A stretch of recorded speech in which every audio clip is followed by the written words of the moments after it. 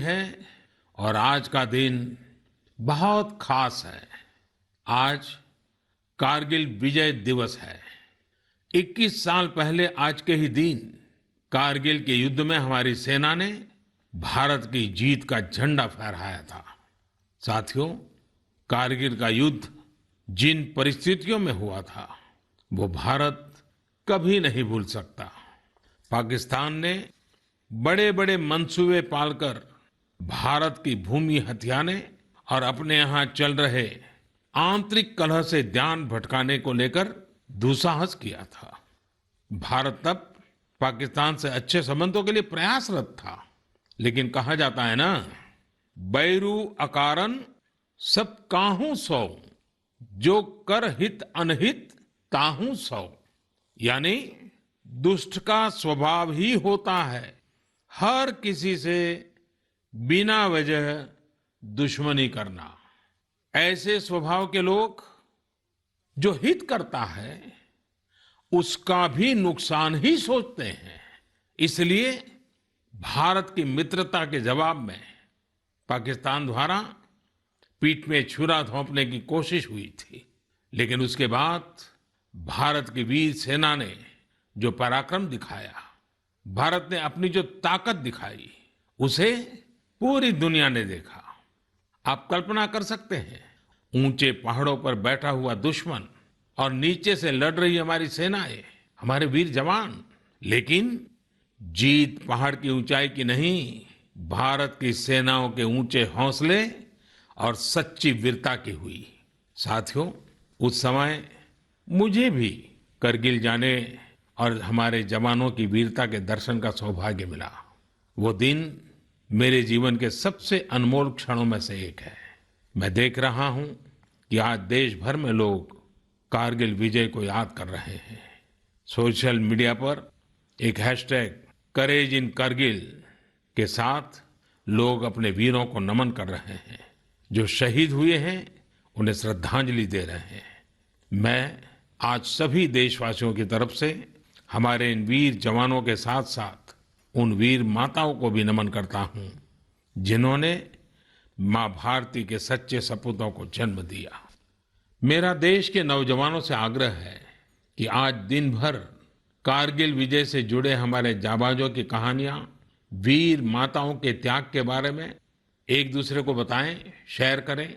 मैं साथियों आपसे एक आग्रह करता हूं। आज एक वेबसाइट है www.gallantryawards.gov.in। आप उसको जरूर विजिट करें। वहां आपको हमारे वीर पराक्रमी योद्धाओं के बारे में, उनके पराक्रम के बारे में बहुत सारी जानकारियां प्राप्त होगी। और वो जानकारियां जब आप अपने साथियों के साथ चर्चा करेंगे, उनके लिए भी प्रेरणा का कारण बनेगी। आप जरूर इस वेबसाइट को विजिट कीजिए और मैं तो कहूंगा बार बार कीजिए। साथियों, कारगिल युद्ध के समय अटल जी ने लाल किले से जो कहा था वो आज भी हम सभी के लिए बहुत प्रासंगिक है। अटल जी ने तब देश को गांधी जी के एक मंत्र की याद दिलाई थी। महात्मा गांधी का मंत्र था कि यदि किसी को कभी कोई दुविधा हो कि उसे क्या करना क्या न करना, तो उसे भारत के सबसे गरीब और असहाय व्यक्ति के बारे में सोचना चाहिए। उसे ये सोचना चाहिए कि जो वो करने जा रहा है उससे उस व्यक्ति की भलाई होगी या नहीं होगी। गांधी जी के इस विचार से आगे बढ़कर अटल जी ने कहा था कि करगिल युद्ध ने हमें एक दूसरा मंत्र दिया है। ये मंत्र था, कोई महत्वपूर्ण निर्णय लेने से पहले हम ये सोचें कि क्या हमारा ये कदम उस सैनिक के सम्मान के अनुरूप है जिसने उन दुर्गम पहाड़ियों में अपने प्राणों की आहुति दी थी। आइए अटल जी की आवाज में ही उनकी इस भावना को हम सुने, समझे और समय की मांग है कि उसे स्वीकार करें। हम सभी को याद है कि गांधी जी ने हमें एक मंत्र दिया था। उन्होंने कहा था कि यदि कोई दुविधा हो कि तुम्हें क्या करना है, तो तुम भारत के उस सबसे असहाय व्यक्ति के बारे में सोचो और स्वयं से पूछो कि क्या तुम जो करने जा रहे हो उससे उस व्यक्ति की भलाई होगी। कारगिल ने हमें दूसरा मंत्र दिया है, कोई महत्वपूर्ण निर्णय लेने से पहले हम ये सोचें कि क्या हमारा ये कदम उस सैनिक के सम्मान के अनुरूप है जिसने उन दुर्गम पहाड़ियों में अपने प्राणों की आहुति दी थी। साथियों, युद्ध की परिस्थिति में हम जो बात कहते हैं, करते हैं, उसका सीमा पर डटे सैनिक के मनोबल पर, उसके परिवार के मनोबल पर बहुत गहरा असर पड़ता है।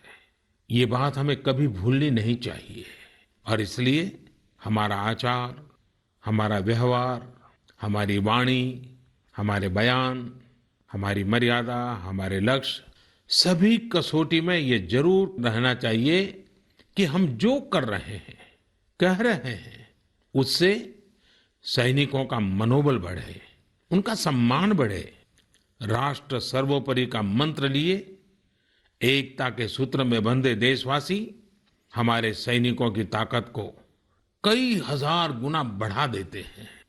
हमारे यहाँ तो कहा गया है ना, संगे शक्ति कलो युगे। कभी कभी हम इस बात को समझे बिना सोशल मीडिया पर ऐसी चीजों को बढ़ावा दे देते हैं जो हमारे देश का बहुत नुकसान करती है। कभी कभी जिज्ञासावत फॉरवर्ड करते रहते हैं, पता है गलत है लेकिन करते रहते हैं। आजकल युद्ध केवल सीमाओं पर ही नहीं लड़े जाते हैं, देश में भी कई मोर्चों पर एक साथ लड़ा जाता है और हर एक देशवासी को उसमें अपनी भूमिका तय करनी होती है। हमें भी अपनी भूमिका देश की सीमा पर दुर्गम परिस्थितियों में लड़ रहे सैनिकों को याद करते हुए तय करनी होगी। मेरे प्यारे देशवासियों, पिछले कुछ महीनों से पूरे देश ने एकजुट होकर जिस तरह कोरोना से मुकाबला किया है, उसने अनेक आशंकाओं को गलत साबित कर दिया है। आज हमारे देश में रिकवरी रेट अन्य देशों के मुकाबले बेहतर है। साथ ही हमारे देश में कोरोना से मृत्यु दर भी दुनिया के ज्यादातर देशों से काफी कम है। निश्चित रूप से एक भी व्यक्ति को खोना दुखद है, लेकिन भारत अपने लाखों देशवासियों का जीवन बचाने में सफल भी रहा है। लेकिन साथियों, कोरोना का खतरा टला नहीं है। कई स्थानों पर यह तेजी से फैल रहा है। हमें बहुत ही ज्यादा सतर्क रहने की जरूरत है। हमें ये ध्यान रखना है कि कोरोना अब भी उतना ही घातक है जितना शुरू में था। इसलिए हमें पूरी सावधानी बरतनी है। चेहरे पर मास्क लगाना या गमछे का उपयोग करना, 2 गज की दूरी, लगातार हाथ धोना, कहीं पर भी थूकना नहीं, साफ सफाई का पूरा ध्यान रखना, यही हमारे हथियार हैं जो हमें कोरोना से बचा सकते हैं। कभी कभी हमें मास्क से तकलीफ होती है और मन करता है कि चेहरे पर से मास्क हटा दें। बातचीत करना शुरू करते हैं, जब मास्क की जरूरत होती है ज्यादा, उसी समय मास्क हटा देते हैं। ऐसे समय मैं आपसे आग्रह करूंगा, जब भी आपको मास्क के कारण परेशानी फील होती हो, मन करता हो उतार देना है, तो पल भर के लिए उन डॉक्टर्स का स्मरण कीजिए, उन नर्सों का स्मरण कीजिए, हमारे उन कोरोना वॉरियर्स का स्मरण कीजिए। आप देखिए, वो मास्क पहन करके घंटों तक लगातार हम सबके जीवन को बचाने के लिए जुटे रहते हैं। 8-8, 10-10 घंटे तक मास्क पहने रखते हैं। क्या उनको तकलीफ नहीं होती होगी? थोड़ा सा उनका स्मरण कीजिए, आपको भी लगेगा कि हमें एक नागरिक के नाते इसमें जरा भी कोताही न बरतनी है, न किसी को बरतने देनी है। एक तरफ हमें कोरोना के खिलाफ लड़ाई को पूरी सजगता और सतर्कता के साथ लड़ना है, तो दूसरी ओर कठोर मेहनत से व्यवसाय, नौकरी, पढ़ाई, जो भी कर्तव्य हम निभाते हैं उसमें गति लानी है, उसको भी नई ऊंचाई पर ले जाना है।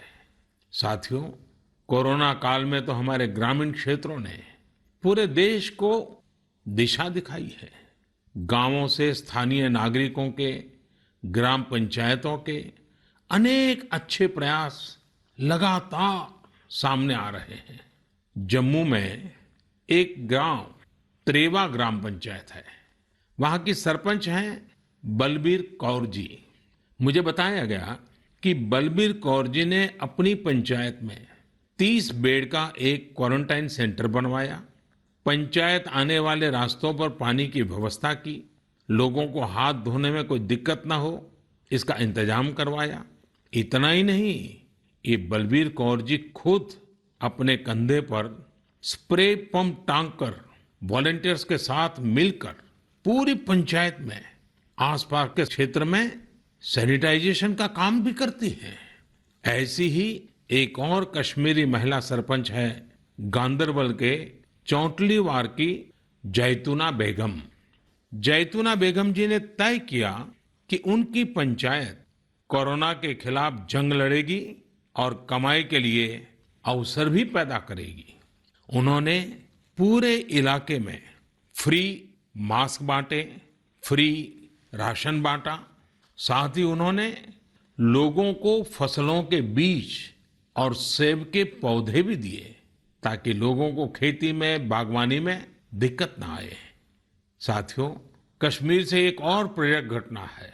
यहां अनंतनाग में म्युनिसिपल प्रेसिडेंट है श्रीमान मोहम्मद इकबाल। उन्हें अपने इलाके में सैनिटाइजेशन के लिए स्प्रेयर की जरूरत थी। उन्होंने जानकारी जुटाई तो पता चला कि मशीन दूसरे शहर से लानी पड़ेगी और कीमत भी होगी 6 लाख रुपए। तो श्रीमान इकबाल जी ने खुद ही प्रयास करके अपने आप स्प्रेयर मशीन बना ली और वो भी केवल 50,000 रुपये में। ऐसे कितने ही और उदाहरण हैं। पूरे देश में कोने कोने में ऐसी कई प्रेरक घटनाएं रोज सामने आती हैं। ये सभी अभिनंदन के अधिकारी हैं। चुनौती आई, लेकिन लोगों ने उतनी ही ताकत से उसका सामना भी किया। मेरे प्यारे देशवासियों, सही अप्रोच से, सकारात्मक अप्रोच से हमेशा आपदा को अवसर में, विपत्ति को विकास में बदलने में बहुत मदद मिलती है। अभी हम कोरोना के समय भी देख रहे हैं कि कैसे हमारे देश के युवाओं, महिलाओं ने अपने टैलेंट और स्किल के दम पर कुछ नए प्रयोग शुरू किए हैं। बिहार में कई वुमेन सेल्फ हेल्प ग्रुप्स ने मधुबनी पेंटिंग वाले मास्क बनाना शुरू किया है और देखते ही देखते ये खूब पॉपुलर हो गए हैं। ये मधुबनी मास्क एक तरह से अपनी परंपरा का प्रचार तो करते ही हैं, लोगों को स्वास्थ्य के साथ रोजगारी भी दे रहे हैं। आप जानते ही हैं, नॉर्थ ईस्ट में बैम्बू यानी बांस कितनी बड़ी मात्रा में होता है। अब इसी बांस से त्रिपुरा, मणिपुर, असम के कारीगरों ने हाई क्वालिटी की पानी की बोतल और टिफिन बॉक्स बनाना शुरू किया है बाम्बू से। आप अगर इनकी क्वालिटी देखेंगे तो भरोसा नहीं होगा कि बांस की बोतलें भी इतनी शानदार हो सकती हैं। और फिर ये बोतलें इको फ्रेंडली भी हैं। इन्हें जब बनाते हैं तो बांस को पहले नीम और दूसरे औषधीय पौधों के साथ उबाला जाता है। इससे इनमें औषधीय गुण भी आते हैं। छोटे छोटे स्थानीय प्रोडक्ट से कैसे बड़ी सफलता मिलती है, इसका एक उदाहरण झारखंड से भी मिलता है। झारखंड के बिशुनपुर में इन दिनों 30 से ज्यादा समूह मिलकर के लेमन ग्रास की खेती कर रहे हैं। लेमन ग्रास 4 महीनों में तैयार हो जाती है और उसका तेल बाजार में अच्छे दामों में बिकता है। इसकी आजकल काफी मांग भी है।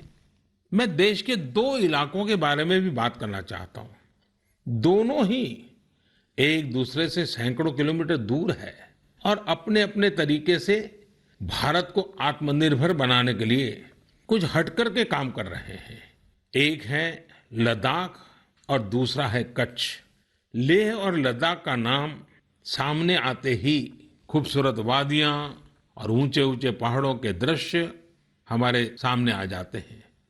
ताजी हवा के झोंके महसूस होने लगते हैं। वहीं कच्छ का जिक्र होते ही रेगिस्तान, दूर दूर तक रेगिस्तान, कहीं पेड़ पौधा भी नजर ना आए, ये सब हमारे सामने आ जाता है। लद्दाख में एक विशिष्ट फल होता है जिसका नाम चूली या एप्रिकॉट यानी खुबानी है। ये फसल इस क्षेत्र की इकोनॉमी को बदलने की क्षमता रखती है, परंतु अफसोस की बात यह है कि सप्लाई चेन, मौसम की मार जैसी अनेक चुनौतियों से ये जूझता रहता है। इसकी कम से कम बर्बादी हो, इसके लिए आजकल एक नए इनोवेशन का इस्तेमाल शुरू हुआ है। एक ड्यूअल सिस्टम है जिसका नाम है solar apricot dryer and space heater.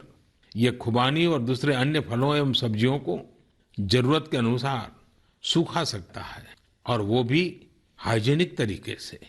पहले जब खुबानी को खेतों के पास सुखाते थे तो इससे बर्बादी तो होती ही थी, साथ ही धूल और बारिश के पानी की वजह से फलों की क्वालिटी भी प्रभावित होती थी। दूसरी ओर आजकल कच्छ में किसान ड्रैगन फ्रूट्स की खेती के लिए सराहनीय प्रयास कर रहे हैं। बहुत से लोग जब सुनते हैं तो उन्हें आश्चर्य होता है, कच्छ और ड्रैगन फ्रूट्स, लेकिन वहां आज कई किसान इस कार्य में जुटे हैं। फल की गुणवत्ता और कम जमीन में ज्यादा उत्पाद को लेकर काफी इनोवेशन किए जा रहे हैं। मुझे बताया गया है कि ड्रैगन फ्रूट्स की लोकप्रियता लगातार बढ़ रही है, विशेषकर नाश्ते में इस्तेमाल काफी बढ़ा है। कच्छ के किसानों का संकल्प है कि देश को ड्रैगन फ्रूट्स का आयात न करना पड़े। यही तो आत्मनिर्भरता की बात है।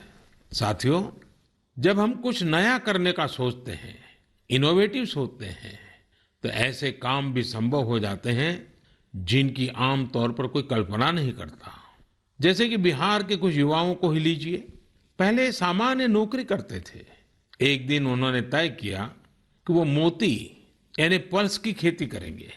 उनके क्षेत्र में लोगों को इस बारे में बहुत पता नहीं था, लेकिन इन लोगों ने पहले सारी जानकारी जुटाई, जयपुर और भुवनेश्वर जाकर ट्रेनिंग ली और अपने गांव में ही मोती की खेती शुरू कर दी। आज ये स्वयं तो इससे काफी कमाई कर ही रहे हैं। उन्होंने मुजफ्फरपुर, बेगूसराय और पटना में अन्य राज्यों से लौटे प्रवासी मजदूरों को इसकी ट्रेनिंग देनी भी शुरू कर दी है। कितने ही लोगों के लिए इससे आत्मनिर्भरता के रास्ते खुल गए हैं। साथियों, अभी कुछ दिन बाद रक्षाबंधन का पावन पर्व आ रहा है। मैं इन दिनों देख रहा हूं कि कई लोग और संस्थाएं इस बार रक्षाबंधन को अलग तरीके से मनाने का अभियान चला रहे हैं। कई लोग इसे वोकल फॉर लोकल से भी जोड़ रहे हैं, और बात भी सही है। हमारे पर्व हमारे समाज के, हमारे घर के पास ही किसी व्यक्ति का व्यापार बढ़े, उसका भी पर्व खुशहाल हो, तब पर्व का आनंद कुछ और ही हो जाता है। सभी देशवासियों को रक्षाबंधन की बहुत बहुत शुभकामनाएं। साथियों, 7 अगस्त को नेशनल हैंडलूम डे है। भारत का हैंडलूम, हमारा हैंडीक्राफ्ट अपने आप में सैकड़ों वर्षों का गौरवमय इतिहास समेटे हुए है। हम सभी का प्रयास होना चाहिए कि न सिर्फ भारतीय हैंडलूम और हैंडीक्राफ्ट का ज्यादा से ज्यादा उपयोग करें, बल्कि इसके बारे में हमें ज्यादा से ज्यादा लोगों को बताना भी चाहिए। भारत का हैंडलूम और हैंडीक्राफ्ट कितना रिच है, इसमें कितनी विविधता है, ये दुनिया जितना ज्यादा जानेगी उतना ही हमारे लोकल कारीगरों और बुनकरों को लाभ होगा। साथियों, विशेषकर मेरे युवा साथियों, हमारा देश बदल रहा है। कैसे बदल रहा है, कितनी तेजी से बदल रहा है, कैसे कैसे क्षेत्रों में बदल रहा है। एक सकारात्मक सोच के साथ अगर निगाह डालें तो हम खुद अचंभित रह जाएंगे। एक समय था जब खेलकूद से लेकर के अन्य सेक्टर्स में अधिकतर लोग या तो बड़े बड़े शहरों से होते थे या बड़े बड़े परिवार से या फिर नामी गिरामी स्कूल या कॉलेज से होते थे। अब देश बदल रहा है। गांवों से, छोटे शहरों से, सामान्य परिवार से हमारे युवा आगे आ रहे हैं, सफलता के नए शिखर चूम रहे हैं। ये लोग संकटों के बीच भी नए नए सपने संजोते हुए आगे बढ़ रहे हैं। कुछ ऐसा ही हमें अभी हाल ही में जो बोर्ड एग्जाम्स के रिजल्ट आए उसमें भी दिखता है। आज मन की बात में हम कुछ ऐसे ही प्रतिभाशाली बेटे बेटियों से बात करते हैं। ऐसी ही एक प्रतिभाशाली बेटी है कृतिका नांदल। कृतिका जी हरियाणा में पानीपत से हैं। हेलो कृतिका जी, नमस्ते। नमस्ते सर। इतने अच्छे परिणाम के लिए आपको बहुत बहुत बधाई। धन्यवाद सर। और आपको तो इन दिनों टेलीफोन लेते लेते भी आप थक गई होगी, इतने सारे लोगों के फोन आते होंगे। जी सर। और जो लोग बधाई देते हैं वो भी गर्व महसूस करते होंगे कि वो आपको जानते हैं। आपको कैसा लग रहा है? सर बहुत अच्छा लग रहा है। पेरेंट्स को प्राउड फील करा के खुद को भी इतना प्राउड फील हो रहा है। अच्छा, ये बताइए कि आपकी सबसे बड़ी प्रेरणा कौन है? सर मेरी मम्मी है सबसे बड़ी प्रेरणा तो मेरी। वाह। अच्छा, आप मम्मी से क्या सीख रही है? सर उन्होंने अपनी जिंदगी में इतनी मुश्किलें देखी फिर भी वो इतनी बोल्ड और इतनी स्ट्रोंग है। सर उन्हें देख देख के इतनी प्रेरणा मिलती है कि मैं भी उन्हीं की तरह बनूं। माँ कितनी पढ़ी लिखी हैं? सर बीए की है उन्होंने। बीए किया हुआ है? जी सर। अच्छा, तो माँ आपको सिखाती भी होगी? जी सर सिखाती हैं, दुनियादारी के बारे में हर बात बताती है। वह डांटती भी होगी? जी सर डांटती भी है। अच्छा बेटा, आप आगे क्या करना चाहती हैं? सर हम डॉक्टर बनना चाहते हैं। अरे वाह। MBBS।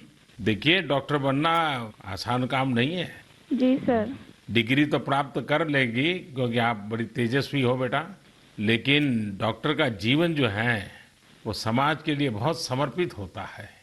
जी सर। उसको कभी रात को चैन से सो भी नहीं सकता है, कभी भी पेशेंट का फोन आ जाता है, अस्पताल से फोन आ जाता है, उसको दौड़ना पड़ता है। एक प्रकार से 24/7 365 डेज डॉक्टर की जिंदगी लोगों की सेवा में लगी रहती है। Yes sir. और खतरा भी रहता है क्योंकि कभी पता नहीं आजकल के जिस प्रकार की बीमारियां हैं, तो डॉक्टर के सामने भी बहुत बड़ा संकट रहता है। जी सर। अच्छा कृतिका, हरियाणा तो खेलकूद में पूरे हिंदुस्तान के लिए हमेशा ही प्रेरणा देने वाला, प्रोत्साहन देने वाला राज्य रहा है। हाँ जी सर। तो आप भी तो कुछ खेलकूद में भाग लेती हैं क्या? कुछ खेलकूद पसंद है क्या आपको? सर बास्केटबॉल खेलते थे स्कूल में थे जब। अच्छा, आपकी ऊंचाई कितनी है? ज्यादा है ऊंचाई? नहीं सर 5'2" की है। अच्छा, तो फिर तुम्हारे खेल में पसंद करते हैं? सर वो तो बस पैशन है, खेल लेते हैं। अच्छा अच्छा। चलिए कृतिका जी, आपके माताजी को मेरी तरफ से प्रणाम कहिए। उन्होंने आपको इस प्रकार के योग्य बनाया, आपके जीवन को बनाया। आपकी माताजी को प्रणाम और आपको बहुत बहुत बधाई, बहुत बहुत शुभकामनाएं। धन्यवाद सर। आइए अब हम चलते हैं केरला, एर्नाकुलम। केरला के नौजवान से बात करेंगे। हेलो। हेलो सर, नमस्कार। Show Vinayak, congratulations. Thank you sir. शाबाश विनायक, शाबाश। थैंक तो यू हाउ इज द जोश? Hi sir. Do you play any sport? Badminton. Badminton? Yes. In a school or you had any chance to take a training? No, in school we have already get some training Mm-hmm. from our teachers. So thus, and we get opportunity to participate outside Wow. from the school itself.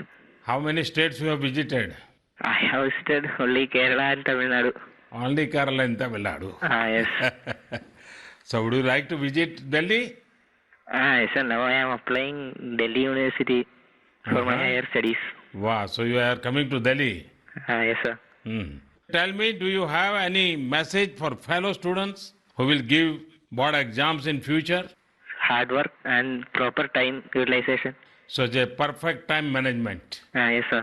So Vinayak, I would like to know your hobbies. First of all, badminton. Mm-hmm. And then reading. Mm-hmm. So are you active on social media? No, we are not allowed to use any electronic items or gadgets in the school. So you are lucky. Yes, sir. Well, Vinayak, congratulations again and wish you all the best. Thank you, sir. आइए हम उत्तर प्रदेश चलते हैं। उत्तर प्रदेश में अमरोहा के श्रीमान उस्मान सैफी से बात करेंगे।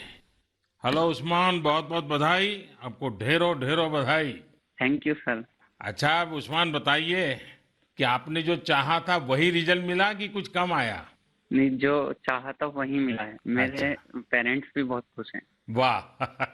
अच्छा, परिवार में और भाई भी बहुत इतने ही तेजस्वी हैं कि घर में आप ही हैं जो इतने तेजस्वी हैं? सिर्फ मैं ही हूँ। मेरा भाई वो थोड़ा सा शरारती है। बाकी मुझे लेकर बहुत खुश रहता है। अच्छा अच्छा। अच्छा, आप जब पढ़ रहे थे तो उस्मान आपका पसंदीदा विषय क्या था? मैथमेटिक्स। अरे वाह। तो मैथमेटिक्स में क्या रुचि रहती थी, कैसे हुआ, किस टीचर ने आपको प्रेरित किया? जी, हमारे एक सब्जेक्ट टीचर रजत सर, हम्म। उन्होंने मुझे प्रेरणा दी और वो बहुत अच्छा पढ़ाते हैं और मैथमेटिक्स शुरू से ही मेरा अच्छा रहा है और वो काफी इंटरेस्टिंग सब्जेक्ट भी है। तो जितना ज्यादा करते हैं उतना ज्यादा इंटरेस्ट आता है, तो इसलिए मेरा फेवरेट सब्जेक्ट। आपको मालूम है एक ऑनलाइन वैदिक मैथमेटिक्स के क्लासेस चलते हैं? Yes sir. हाँ, कभी ट्राई किया है इसका? नहीं सर, अभी नहीं किया। आप देखिए, बहुत सारे आपके दोस्तों को लगेगा जैसे आप जादूगर है, क्योंकि कंप्यूटर की स्पीड से आप गिनती कर सकते हैं। वैदिक मैथमेटिक्स की बहुत सरल टेक्निक्स हैं और आजकल वो ऑनलाइन पर भी अवेलेबल होते हैं। जी सर। क्योंकि आपकी मैथमेटिक्स में इंटरेस्ट है तो बहुत सी नई नई चीजें भी आप दे सकते हैं। जी सर। अच्छा उस्मान, आप खाली समय में क्या करते हैं? खाली समय में सर कुछ ना कुछ लिखता रहता हूँ मैं। मुझे लिखने में बहुत इंटरेस्ट आता है। अरे वाह, मतलब आप मैथमेटिक्स में रुचि लेते हैं, लिटरेचर में भी रुचि लेते हैं? Yes sir. क्या लिखते हैं? कविताएं लिखते हैं, शायरियां लिखते हैं? कुछ भी करंट अफेयर से रिलेटेड कोई भी टॉपिक हो उस पर लिखता रहता हूँ। नई नई जानकारियाँ मिलती रहती हैं, जैसे जीएसटी चला था और हमारा नोटबंदी, सब चीज। अरे वाह। कॉलेज की पढ़ाई करने के लिए आगे का क्या प्लान बना रहे हैं? सर, मेरा जी मेंस का फर्स्ट अटेम्प्ट क्लियर हो चुका है और अब मैं सितंबर के लिए सेकंड अटेम्प्ट में अब बैठूंगा। मेरा मेन एम है कि मैं पहले आईआईटी से बैचलर डिग्री लूं और उसके बाद सिविल सर्विसेज में जाऊं और एक आईएएस बनूं। अरे वाह। अच्छा, आप टेक्नोलॉजी में भी रुचि लेते हैं? यस सर, इसलिए मैंने आईटी ऑप्ट किया है। फर्स्ट टाइम बैच था आईटी का। अच्छा, चलिए उस्मान, मेरी तरफ से बहुत शुभकामनाएं हैं। और आपका भाई शरारती है तो आपका समय भी अच्छा जाता होगा। और आपके माताजी पिताजी को भी मेरी तरफ से प्रणाम कहिए, उन्होंने आपको इस प्रकार से अवसर दिया, आपका हौसला बुलंद किया। और ये मुझे अच्छा लगा कि आप पढ़ाई के साथ साथ करंट इश्यूज पर अध्ययन भी करते हैं और लिखते भी हैं। देखिए, लिखने का फायदा ये होता है कि आपके विचार में शार्पनेस आती है। बहुत बहुत अच्छा फायदा होता है लिखने से। तो बहुत बहुत बधाई मेरी तरफ से। Thank you sir. आइए चलिए फिर एकदम से नीचे साउथ में चले जाते हैं, तमिलनाडु। नामक्कल से बेटी कनिका से बात करेंगे। और कनिका की बात तो बहुत ही इंस्पिरेशनल है। कनिका जी, वणक्कम। वणक्कम sir. How are you? Fine sir. First of all, I would like to congratulate you for your great success. Thank you sir. When I hear of Namakkal, I think of the Anjaneya temple. Yes sir. Now I will also remember my interaction with you. Yes sir. So, congratulations again. Thank you sir. You would have worked very hard for exams. How was your experience while preparing? I was working hard from the start, so I didn't expect this result, but I have written well, so I will get a good result. What were your expectation? 485 or 486, like that I thought, sir. And now? 490. So, what is the reaction of your family members and your teachers? They were so happy and they were so proud, sir. Which was your favorite subject? Mathematics. Oh, and what are your future plans? I am going to become a doctor, if possible, in AFMC, sir. And your family members are also in a medical profession or somewhere else? Oh, sir, my father is a driver, but my sister is studying MBBS, sir. Arre wow. So first of all, I will do the pranam to your father, who is taking lot of care of your sister and yourself. It's a great service he is doing. Yes, sir. And it's an inspiration for all. Yes, sir. So my congratulations to you, your sister and your father and your family. Thank you, sir. साथियों, ऐसे और भी कितने युवा दोस्त हैं, कठिन परिस्थितियों में भी जिनके हौसले की, जिनकी सफलता की कहानियां हमें प्रेरित करती हैं। मेरा मन था कि ज्यादा से ज्यादा युवा साथियों से बात करने का मौका मिले, लेकिन समय की भी कुछ मर्यादाएं रहती हैं। मैं सभी युवा साथियों को यह आग्रह करूंगा कि वो अपनी कहानी, अपनी जुबानी जो देश को प्रेरित कर सके, वो हम सबके साथ जरूर साझा करें। मेरे प्यारे देशवासियों, 7 समंदर पार भारत से हजारों मील दूर एक छोटा सा देश है जिसका नाम है सूरीनाम। भारत के सूरीनाम के साथ बहुत ही करीबी संबंध है। 100 साल से भी ज्यादा समय पहले भारत से लोग वहां गए और उसे ही अपना घर बना लिया। आज चौथी, 5वीं पीढ़ी वहां पर है। आज सूरीनाम में 1/4 से अधिक लोग भारतीय मूल के हैं। क्या आप जानते हैं, वहां की आम भाषाओं में से एक सरनामी भी भोजपुरी की ही एक बोली है। इन सांस्कृतिक संबंधों को लेकर हम भारतीय काफी गर्व महसूस करते हैं।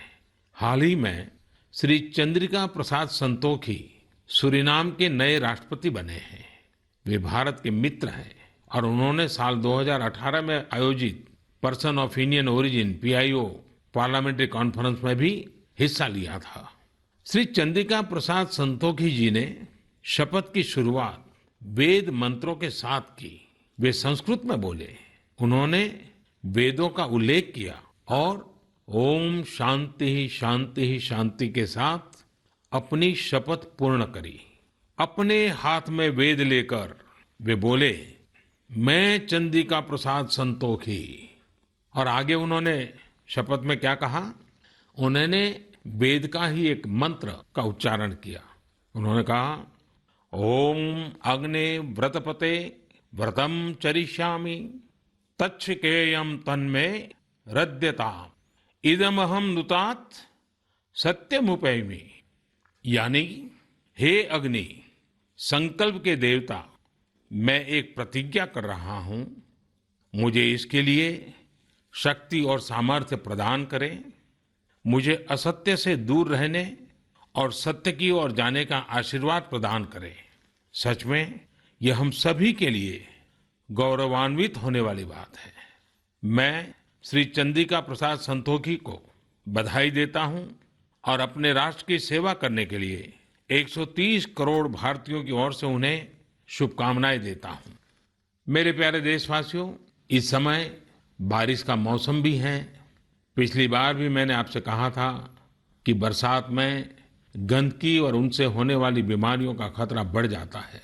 अस्पतालों में भीड़ भी बढ़ जाती है। इसलिए आप साफ सफाई पर बहुत ज्यादा ध्यान दें। इम्यूनिटी बढ़ाने वाली चीजें, आयुर्वेदिक काढ़ा वगैरह लेते रहें। कोरोना संक्रमण के समय में हम अन्य बीमारियों से दूर रहें। हमें अस्पताल के चक्कर न लगाने पड़े, इसका पूरा ख्याल रखना होगा। साथियों, बारिश के मौसम में देश का एक बड़ा हिस्सा बाढ़ से भी जूझ रहा है। बिहार, असम जैसे राज्यों के कई क्षेत्रों में तो बाढ़ ने काफी मुश्किलें पैदा की हुई है। यानी एक तरफ कोरोना है तो दूसरी तरफ ये एक और चुनौती है।